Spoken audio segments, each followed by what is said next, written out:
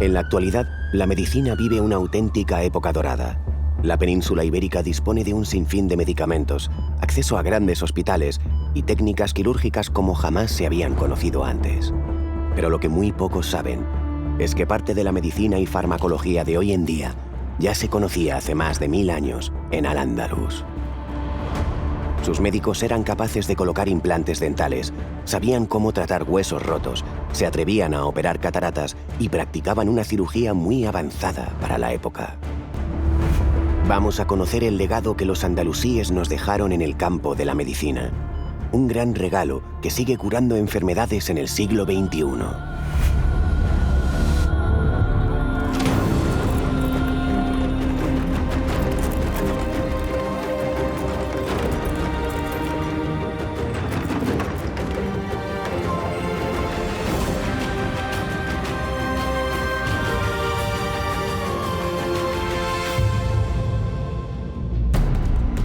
Durante casi 8 siglos, los musulmanes estuvieron asentados en gran parte de lo que hoy conocemos como España y Portugal.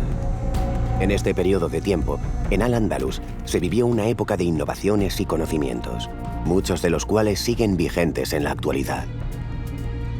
El legado científico de lo árabe en Al-Ándalus es sin duda una de las grandes capitales que posee la cultura europea y mundial. Algunos de los personajes de la España no andalusí venían a curarse con los médicos árabes, o sea, realmente era la cuna del saber médico. Se podría hacer una larguísima relación de andalusíes ilustres. Sin ellos no podríamos entender buena parte de los conocimientos actuales.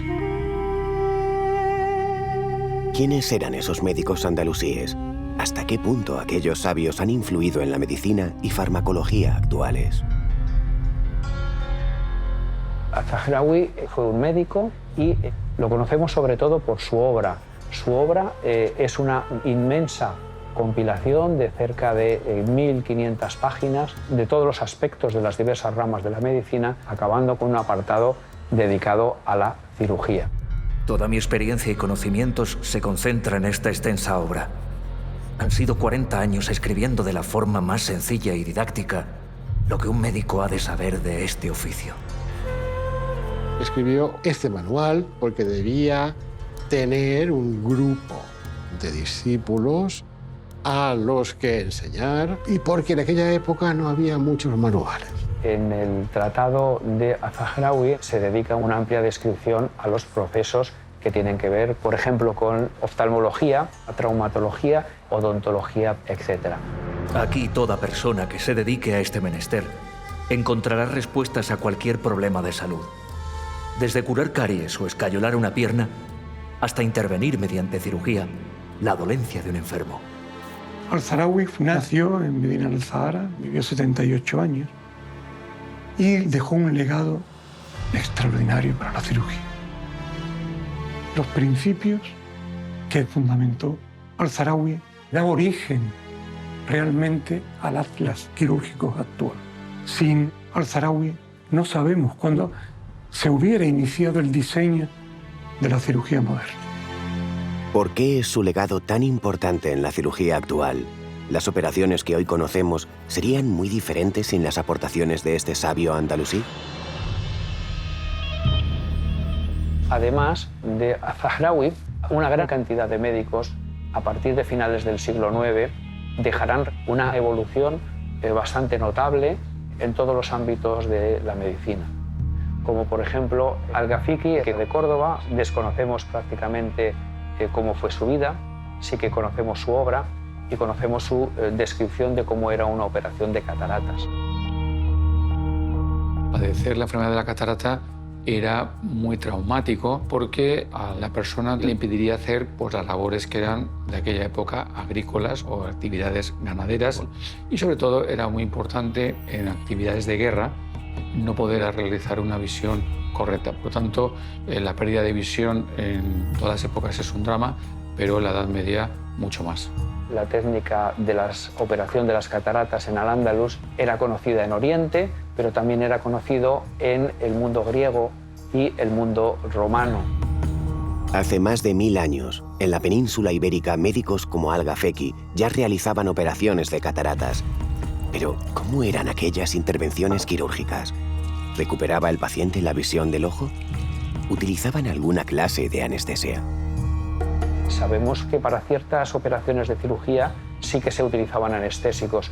No se dicen para este caso concreto, luego podemos pensar que no. Al-Gafeki curiosamente describe cómo colocar al paciente. Él ponía al paciente de frente suyo, sujetaban la cabeza y entonces él accedía al ojo por la parte superior. Y con un punzón que tenía una cabeza puntiaguda pero triangular, se presionaba, se hacía una pequeña hendidura en la superficie y se presionaba el cristalino hasta que se desplazaba hacia un lado la catarata. Simplemente se retiraba el cristalino vitrificado, luego no se recuperaría más que parcialmente la visión.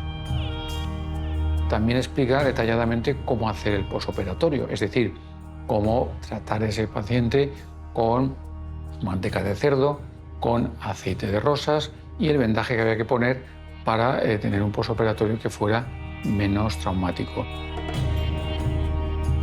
El haber perfeccionado mucho la técnica andalusí, el tener una tecnología que sea muy avanzada, ha permitido que un problema que podía ser muy extenso tenga una solución bastante rápida hoy en día. Al-Gafeki fue uno de los primeros cirujanos que se atrevió a operar cataratas en la península ibérica. Pero ¿sabemos si alguno de los conocimientos que aplicaba se siguen utilizando en la oftalmología actual? Al-Gafeki era un adelantado en su época. Él describe perfectamente una cosa muy curiosa que hacemos hoy en día, que es tapar el otro ojo que nos vamos a operar para evitar que hubiera movimiento. Entonces, al final, podemos decir que Al-Gafeki dio muchas pautas que efectivamente hoy en día se trasladan a nuestra época. Los lazos de unión entre Al-Ándalus y el resto del mundo musulmán permitieron la recepción de nuevos descubrimientos médicos. Unos conocimientos que llegaron a la península de las formas más diversas. Hay una enorme cantidad de andalusíes que van a Oriente a hacer su peregrinación a la Meca y aprovechan para formarse en ciencias de la religión, pero también en astronomía, matemáticas y medicina.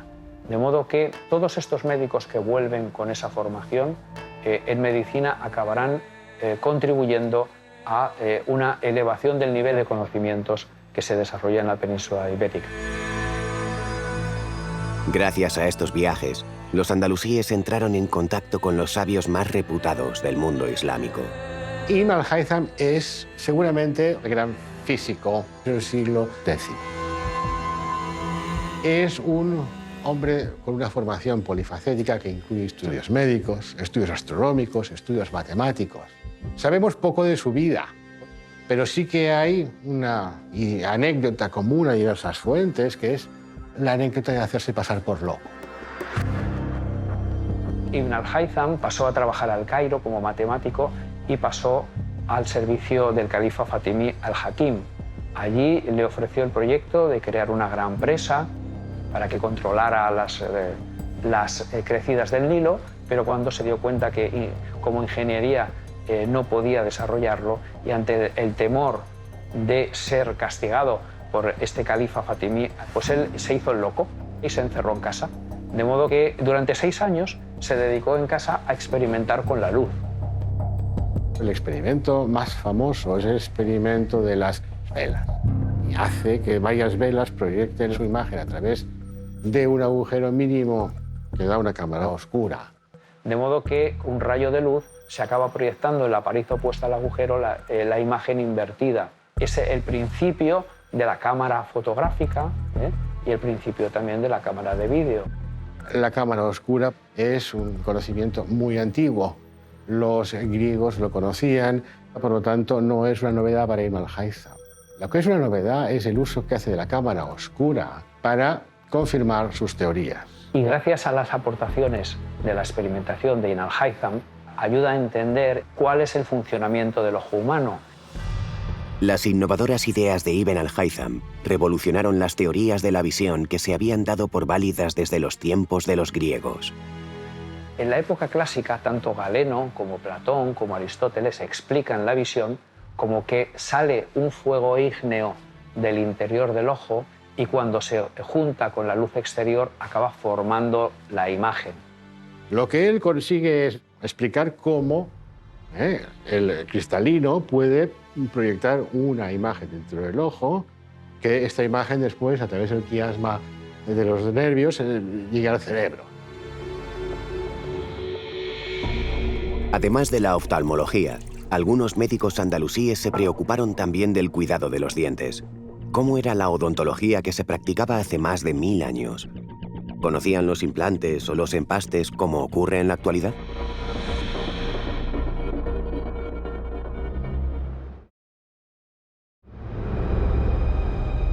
En el siglo XVI, Miguel Servet murió quemado en la hoguera. Su pecado: escribir varios libros que fueron denunciados como contrarios a la religión cristiana por sus posturas antitrinitarias.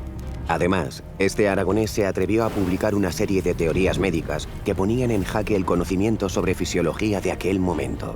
Tradicionalmente a Miguel Servet se le ha otorgado el origen de la teoría de la circulación pulmonar.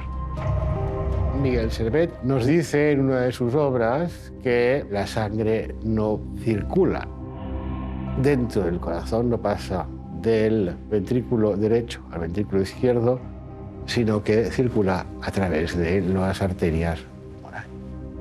Pero en el siglo XIII, un médico sirio-egipcio llamado Ibn an-Nafis escribió un tratado importante para la medicina. Ibn an-Nafis incluyó esta descripción 3 siglos antes que Miguel Servet. Por tanto, hay que decir que se adelantó en la descripción de lo que es el fenómeno de la circulación pulmonar. Miguel Servet recogió en sus obras las mismas ideas que Ibn an-Nafis había desarrollado en Egipto. ¿Cómo es posible que este descubrimiento pareciera calcado al de Ibn an-Nafis? ¿Pudo este aragonés tener acceso a la obra del médico sirio? ¿O quizás fue una simple casualidad separada por más de 300 años? Es posible. No puede descartarse que Miguel Servet conociera una idea similar que había tenido en el siglo XIII el médico filósofo Ibn an-Nafis. Ahora bien, los expertos en Miguel Servet y en general en la medicina del Renacimiento no ven un vínculo directo. Es posible que sea una idea poligénica, que ha nacido varias veces, más que no una idea transmitida. Hasta el momento no existen pruebas concluyentes de que Miguel Servet tuviera acceso a la obra de Ibn an-Nafis. Lo que sí sabemos es que tratados como el del cordobés Al-Zarawi han contribuido al desarrollo de la medicina moderna. El Tratado de Al-Zarawi es un documento de primer orden, porque nos explica lo que la medicina de la época era capaz de hacer. En el Tratado de Al-Zarawi encontramos que se dedica una amplia descripción a los procesos que tienen que ver con la odontología. Al-Zarawi aportó muchas cosas al campo de la odontología, empezando por la prevención. La higiene bucal fue en Al-Ándalus siempre muy cuidada como un aspecto más de la higiene personal. No solamente Al-Zarawi le daba mucha importancia a la salud bucodental, sino que el pueblo en general, en Al-Ándalus, en aquella época, tenía como que era de vital importancia. El Corán prestaba muchísima atención a lo que era la higiene corporal. De hecho, era un precepto necesario para ser un buen musulmán. Además, los musulmanes tienen que enjuagarse la boca como 5 o 7 veces al día. Es decir, es necesario antes de orar el tener limpia la conciencia y limpio el cuerpo desde la boca hasta el resto del organismo. Con lo cual, esto es herencia del Corán. Cuando vemos los cementerios en Al-Ándalus y uno va a ver los arqueólogos, te sorprende cómo aparecen algunas caries, pocas, pero generalmente encuentras que las mandíbulas son bastante completas y bastante bien conservadas. Es decir, esa es la constatación real y efectiva de que esta higiene bucal era muy importante. Una buena limpieza de boca evita que los dientes se enfermen. Pero si, por desgracia, hubiera que extraer alguna pieza dental, hay que asegurarse cuál es la enferma, porque a veces el dolor engaña al paciente y se saca la muela sana. Al-Zahraoui entendía que había que tener mucho cuidado a la hora de hacer una extracción para que no se quedaran las raíces dentro del hueso, para que no se rompiera la muela, de manera que entendía que eso eran infecciones potenciales. En el tratado de Al-Zahraoui encontramos tanto las restituciones de pieza o los implantes, como también los empastes. Resulta impactante saber que en el siglo X los médicos andalusíes usaban los empastes para salvar las piezas dentales de sus pacientes. Pero, ¿qué sustancias utilizaban? ¿Resistían tanto como los que utilizamos hoy en día? Tenemos delante las sustancias que utilizaba Al-Zahraoui para fabricar sus empastes y ahora voy a intentar recrearlo, voy a intentar simular lo que él hacía con sus manos con los mismos materiales o similares. Aquí tenemos almáciga, que es una resina que en este momento está en consistencia sólida, aquí ya la tenemos en consistencia líquida, y tenemos el alumbre, que es un mineral rico en sales, que al mezclarlo pues tendrá una consistencia, se espera, similar a la de los empastes actuales.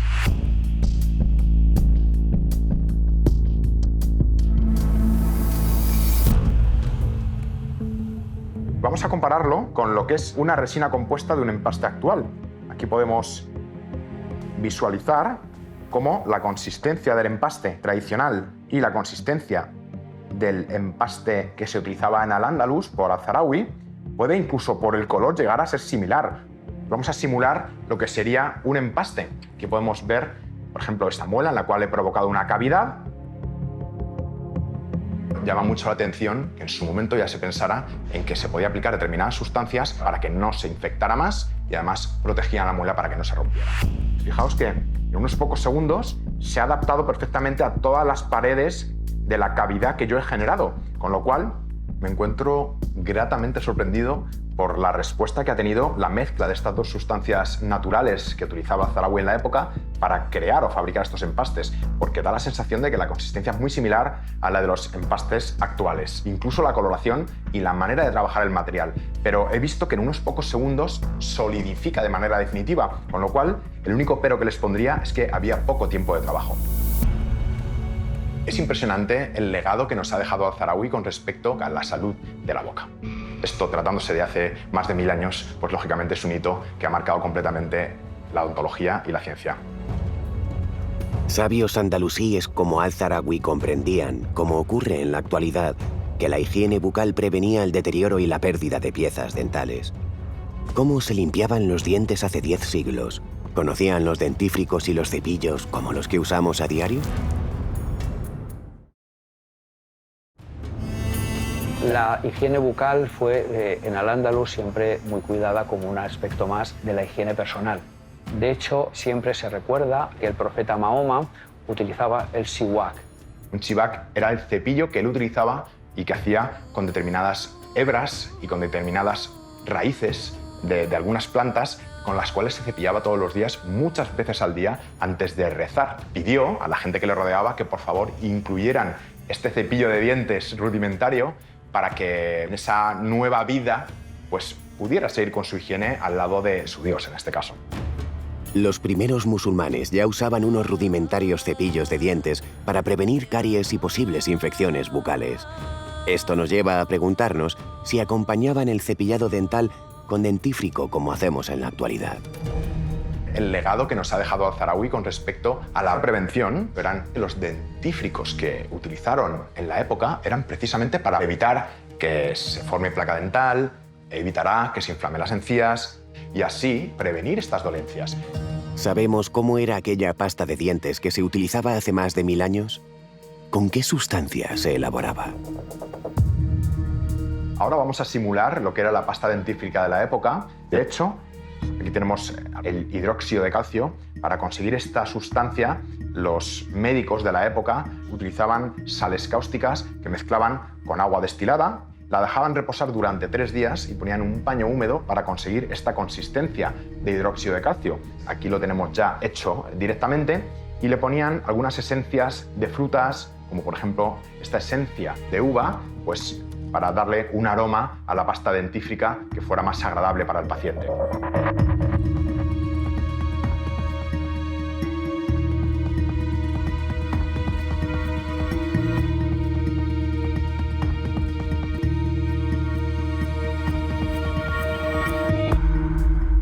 tenemos la consistencia de la pasta hecha con la receta de Al-Zahrawi en su época y vamos a compararla, por ejemplo, con cualquier tipo de pasta actual.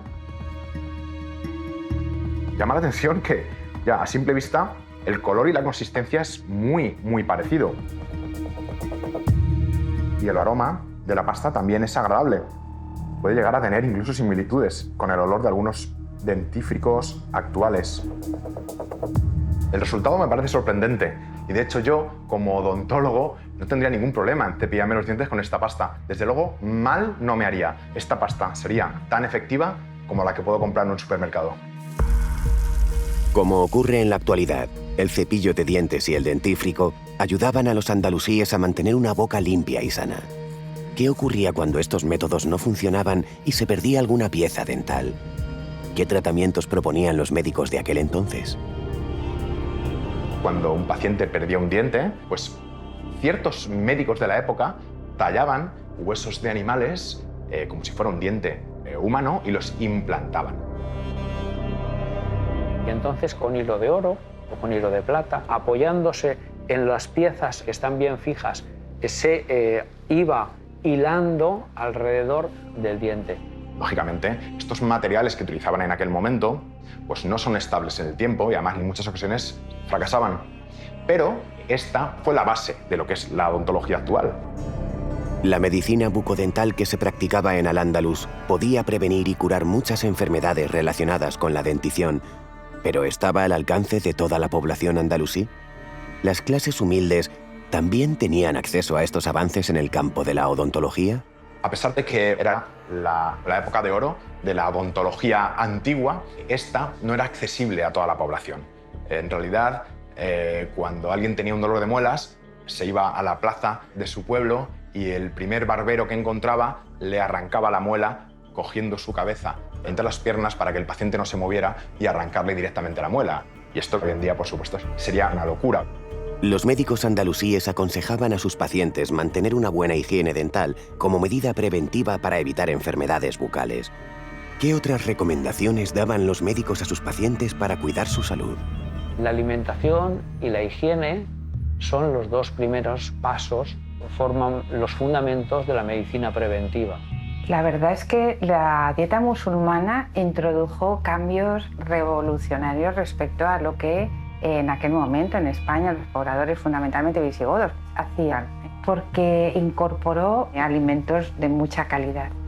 Incluso hay una anécdota preciosa de Sancho el Craso, Craso que significa gordo, que quería ser rey de Navarra, pero que con ese aspecto tan grasiento y tan poco noble no podía serlo, y su abuela lo llevó a la corte de Ramán III. Allí lo puso bajo tratamiento el médico judío Hasdain Saprut, que le mantuvo 40 días a base de infusiones y haciendo ejercicio. Al principio a caballo y luego haciendo ejercicio más intenso, de modo que perdió suficientes kilos para que pudiera recuperar y demostrar que no era una persona incapaz por su obesidad para ser rey. Los médicos de andalusíes tenían muy en cuenta la dieta. De hecho, ellos heredan el concepto griego de dieta como manera de vivir para prevenir enfermedades y para curarlas. Esas enfermedades, por ejemplo, respondían o bien a cálculos biliares o algún problema digestivo. Se trataba con un tipo de alimentos muy fácilmente digestibles, dietas blandas, se eliminaban las frituras, es decir, algo muy parecido a lo que ha persistido siglos después para tratar las enfermedades digestivas. Para los sabios musulmanes, una alimentación adecuada ayudaba a mantener una buena salud. Uno de sus médicos logró relacionar cada alimento con los beneficios que aporta a nuestro cuerpo. Abenzoar fue uno de los grandes sabios andalusíes. Él nace en el siglo XI en Sevilla. Él escribió el Tratado de los Alimentos, donde describía todos los alimentos, sus propiedades y cuáles eran buenos o malos. Él recomendaba, decía, como muy buenos todas las aves de corral, el cordero en cierta manera, también los lácteos fermentados, los pescados, y hablaba, bueno, pues de que las frituras en general no eran muy recomendables. Él habla a favor de los frutos secos, porque hay que comer todos los días de eso. Esto lo ha demostrado hoy día al máximo nivel científico, que el consumo de frutos secos mejora y previene la enfermedad cardiovascular, alarga la vida. Entonces ellos, al hacer que esto sea un alimento, están dándole la máxima importancia. A mí una de las cosas que me parece más interesantes, incluso a reivindicar hoy día, es que alguno de los grandes sabios andalusíes llega a decir que el comer mucho es el veneno más importante para un ser humano, ¿no? Porque lo intoxica. Los musulmanes sabían que la nutrición era una manera de prevenir y también de curar enfermedades. Pero si los alimentos eran insuficientes para sanar a un paciente, manejaban una larga lista de medicinas que contenían ciertas sustancias que aún se usan en la farmacología actual.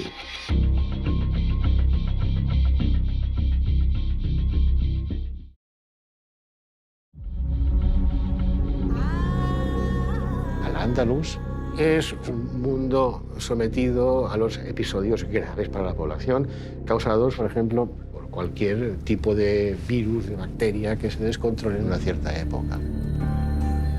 Y de hecho, en los asedios medievales, mucho antes de que se empiece a pensar en la idea de contagio, los sitiadores lanzaban cadáveres, ropas de enfermos para que se infectaran. En la última parte histórica de Al-Ándalus, siglo XIV, hay una epidemia de peste que, en principio, todos los historiadores admiten que no había habido nada parecido anteriormente, la llamada peste negra de 1348. La peste negra asoló el Mediterráneo y asoló también buena parte del centro de Europa, y como tal también a la península ibérica. Se dice que había 6 millones de habitantes y quedó reducido a 2. Y en Al-Ándalus, juntamente en el reino de Granada, no tenía por qué ser distinto y, por tanto, si el reino nazarita tenía, vamos a suponer, 300.000 habitantes, es posible que 100.000 perecieran en la epidemia. Los médicos de la época dicen que en 24 horas desarrollaba síntomas y que incluso se moría muy rápidamente. Eso generó bastante pánico en la gente. La peste negra se llevó a un alto porcentaje de la población de la península ibérica. ¿Se enfrentaron los andalusíes a esta pandemia o interpretaron que era un castigo divino como ocurría en otros puntos de Europa? Ibn Hátima es un médico, un granadino muy importante del siglo XIV, que tiene que enfrentarse con la peste en Almería, y la vive y después nos la explica. En el Tratado de Ibn Hátima se recomienda la fumigación de viviendas, el aislamiento de enfermos, la limpieza de las ropas, la limpieza de la casa. Es decir, una serie de medidas que nos suenan hoy en día como muy actuales.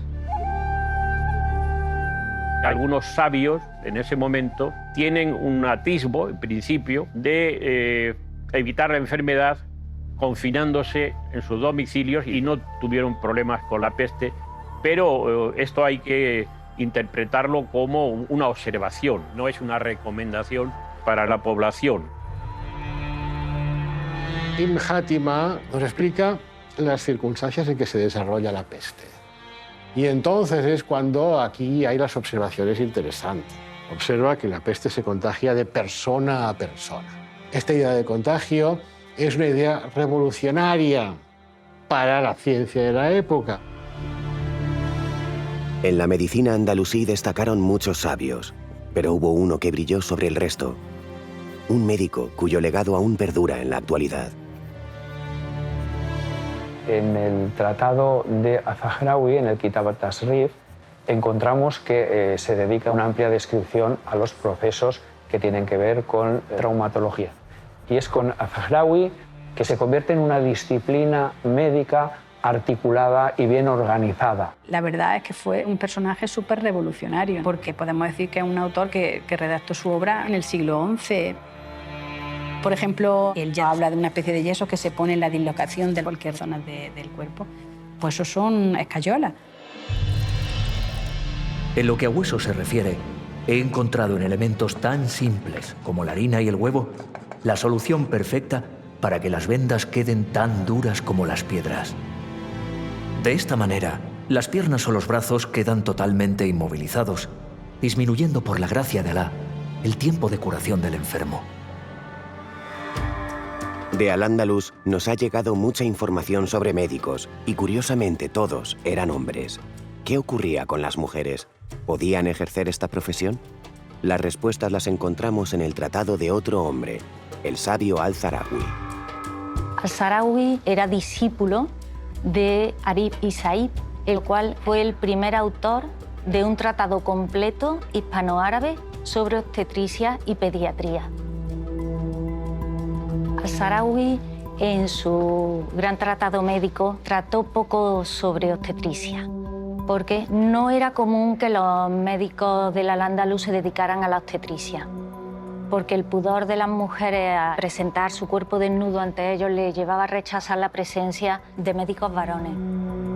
En el Al-Ándalus, cuando una mujer daba a luz, necesitaba una profesional.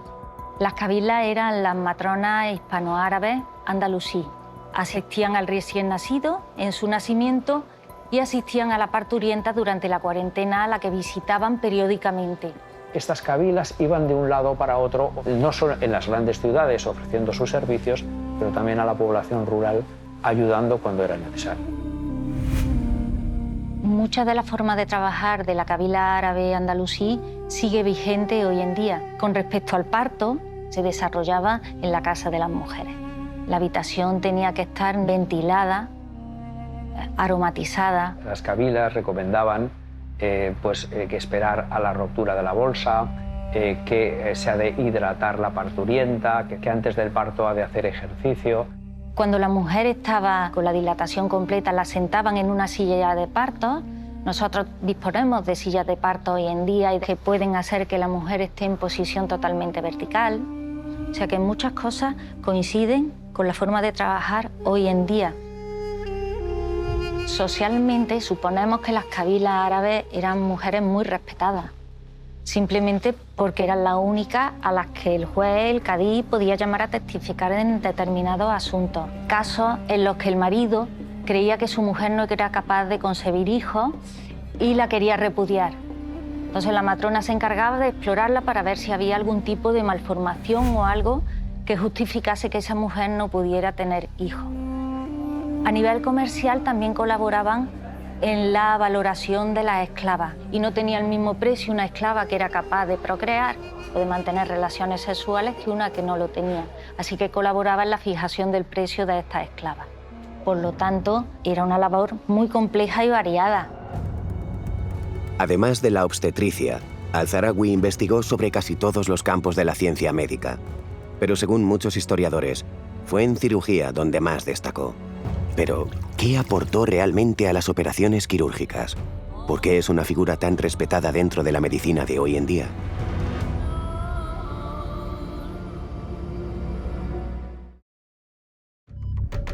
En la actualidad, la medicina se suele ejercer en hospitales o consultas. Imaginamos que hace 10 siglos la situación sería muy diferente. Aquellos médicos andalusíes, ¿dónde trataban a sus pacientes? La medicina científica es una medicina relativamente cara que está sobre todo al alcance de las clases altas. En este sentido, es el palacio y su entorno, la dinastía califal y todos sus satélites los que promueven en buena medida este florecimiento de la medicina.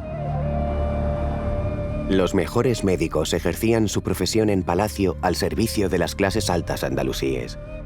Una situación muy diferente era la que vivía el resto de la sociedad. En Al-Ándalus, la población acudía a casa del médico y allí éste le pasaba consulta. Hay noticias de la larga fila de sillas que había en las consultas de determinados médicos y esto hablaba de la fama del mismo.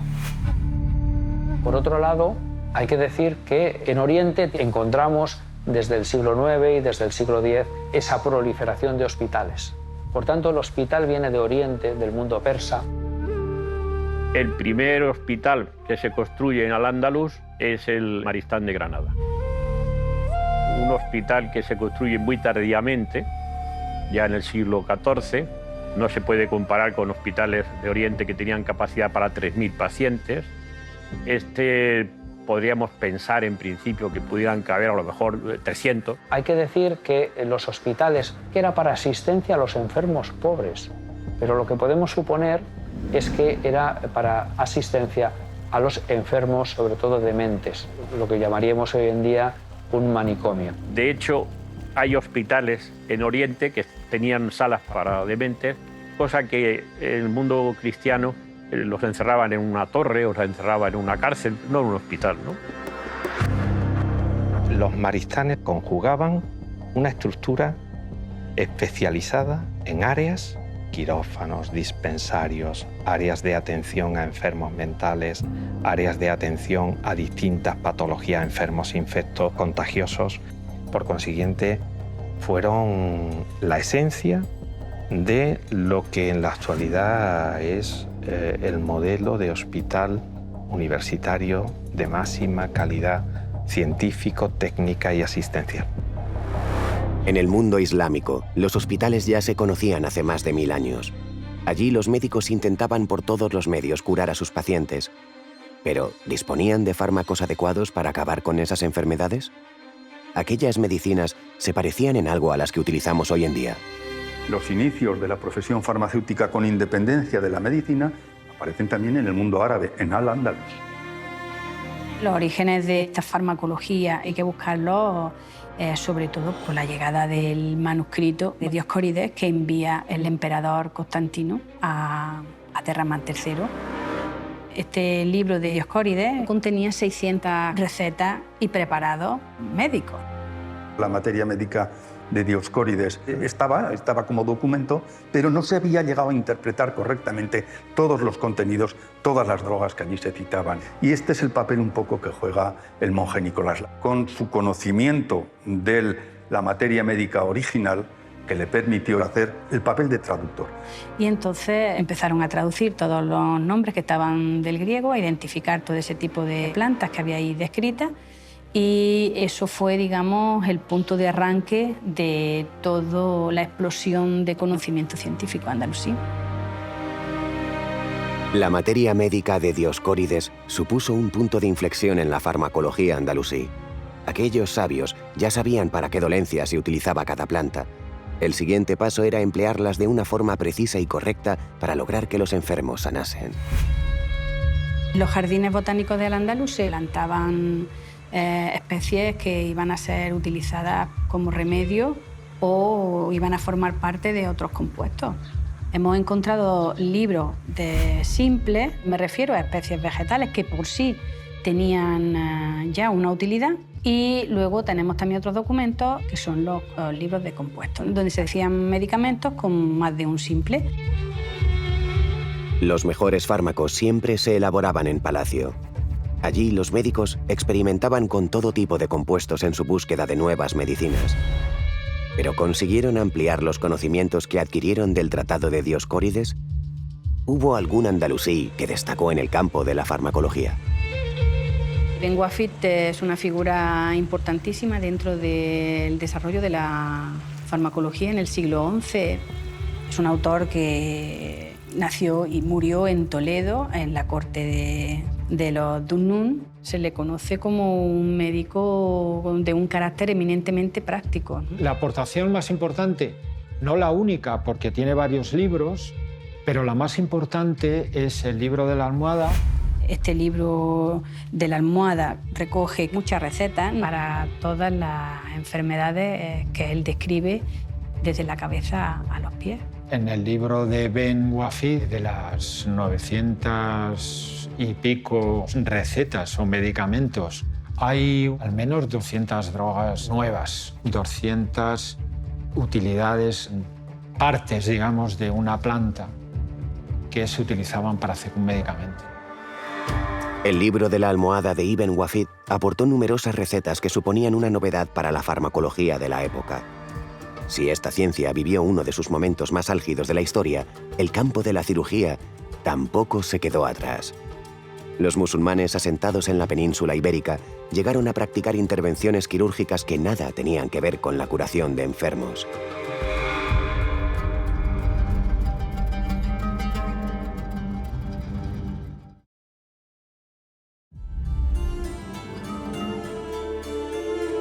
El embellecimiento y la higiene eran costumbres muy arraigadas en el Al-Ándalus. Un reino que formaba parte del Islam estaba indicado por las autoridades también religiosas, que las personas cuidaran mucho de su imagen y que estuvieran limpias, una parte importante en la sociedad. Esta preocupación por la higiene y también por el embellecimiento, ¿tuvo alguna repercusión en la medicina? Hubo médicos que se volcaron en solucionar problemas relacionados con la estética. Si bien no era costumbre hacer intervenciones estéticas por embellecer solamente, sí había costumbre para hacer intervenciones con el fin de arreglar algo que estaba mal. Hay evidencias de intervenciones estéticas en Al-Ándalus. Por ejemplo, narices gordas o grotescas o personas que tienen los labios muy gruesos y que al sonreír no muestran los dientes, orejas mal formadas. También aparece descrita en los tratados de Al-Zarawi. En el campo de la cirugía plástica estética hay documentos muy antiguos. Por ejemplo, en la India antigua ya había tratados donde se explicaba cómo hacer una reconstrucción nasal. En Grecia hubo publicaciones también importantes de algunos procedimientos estéticos, pero sobre todo en Al-Ándalus se habló con más claridad de cirugía plástica. Entonces, la cirugía plástica actual le debe muchísimo a las publicaciones de Al-Ándalus de esa época. Si los médicos andalusíes se atrevían a hacer intervenciones para corregir defectos físicos, ¿qué otras operaciones quirúrgicas realizaban? ¿Utilizaban técnicas que aún se emplean en la cirugía actual? Al-Zarawi, en el Tratado Al-Tasrif, él menciona técnicas quirúrgicas convencionales, como es el uso de la seda como material de sutura. Seda que todavía hoy utilizamos exactamente igual. También utilizaban tripa de animales, tripa de gatos, para ligar vasos, para hacer suturas, porque las tripas de gato es material biodegradable y el cuerpo lo absorbía. Todo indica que las operaciones de cataratas se realizaban sin ninguna sustancia para calmar el dolor. Pero ¿qué ocurría cuando los cirujanos tenían que abrir los cuerpos de sus pacientes? ¿Utilizaban algún tipo de anestesia? La anestesia hasta el siglo XVII y XVIII realmente no existía como tal. En estos tiempos lo que se hacía realmente era aplicar belladona, aplicar ciertas raíces que hacen de depresores del sistema nervioso central, alcohol y poco más. Y sujeción, mucha sujeción. Con Al-Zahrawi la cirugía sube a un nivel desconocido y hay que decir que es el padre de una cirugía que se utilizaban como tratamientos simples para la curación de enfermedades. ¿Por qué? Por lo que suponía de dificultades con la hemostasis, frenar las hemorragias y también de dificultades de infecciones del cuerpo del paciente. Y también habla de intervenciones mucho más complejas, de tener que llegar al tejido sano y eliminar el tumor en su totalidad, pero respetando o incluyendo parte de tejido sano para respetar que no queden raíces del tumor. Además de practicar este tipo de operaciones, muchos historiadores coinciden en que Al-Zahrawi fue el precursor de la cirugía moderna. ¿Qué le debe esta rama de la medicina a aquel sabio andalusí? ¿Cuál es la herencia que nos ha dejado? Al-Zahrawi, en su Tratado 30, que es el tratado de cirugía, que es valiosísimo porque allí incluye hasta 200 dibujos de instrumental quirúrgico de todo tipo. Y es una aportación muy interesante, teniendo en cuenta que son instrumentos necesarios para las muy diversas operaciones que se realizaban. Una intervención quirúrgica jamás podrá tener éxito sin unas herramientas que le den seguridad al médico encargado. Es imprescindible que sean de buena calidad y con un buen acabado. Cuantas más tenga a su alcance, más seguro se sentirá el cirujano. En su tratado aparecen numerosos instrumentos quirúrgicos que hoy en día han sido reproducidos, además, por la industria moderna y que son de una utilidad tremenda.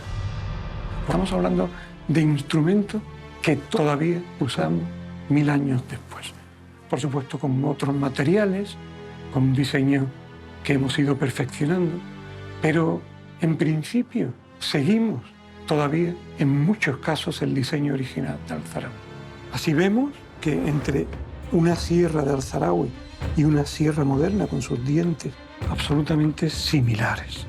Si nos vamos al terreno de los bisturís, Al-Zarawi utilizaba bisturís muy pequeños, algunos para la cirugía ocular, otros para separar la piel, otros rectos, absolutamente rectos, para incidir sobre planos de diversas zonas anatómicas. Si nos vamos a los ganchos, aquí tenemos un gancho moderno y aquí tenemos los de Al-Zarawi. Si nos vamos a la cauterización, para cauterizar tenemos hoy día bisturís eléctricos que enchufamos a la corriente y que cambiamos.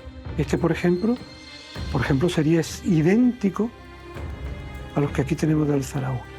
Idéntico, distintos tamaños, pero al fin y al cabo exactamente iguales. Pero hoy tenemos instrumentos que son muy similares. ¿En qué se diferencia este de este tan actual? Pues prácticamente en nada. Podemos decir que nuestra cirugía es una cirugía que brota hace 1000 años de la mente de este gran hombre. Los instrumentos que diseñó Al-Zarawi en el siglo X han servido de inspiración para la cirugía moderna. Un médico que dejó escrito en su tratado la forma de cauterizar heridas, empastar muelas o la manera correcta de escayolar piernas y brazos. Durante siglos, el tratado de Al-Zarawi se empleó como parte esencial de la formación de los médicos de toda Europa. Pero la aportación musulmana a la ciencia médica estuvo también protagonizada por otros muchos sabios, médicos que ya sabían de la existencia del aparato circulatorio, de infinidad de recetas farmacológicas o de la forma de operar cataratas. El valioso legado médico andalusí también brilló en otros muchos campos. Aquellos musulmanes nos trajeron los algoritmos. Gracias a estas operaciones matemáticas, hoy podemos disfrutar de cualquier aplicación en nuestros móviles. También fueron los primeros en sembrar en la península gran parte de la fruta y verdura que degustamos en nuestra mesa. Una herencia musulmana que seguiremos descubriendo en Al-Ándalus, el legado.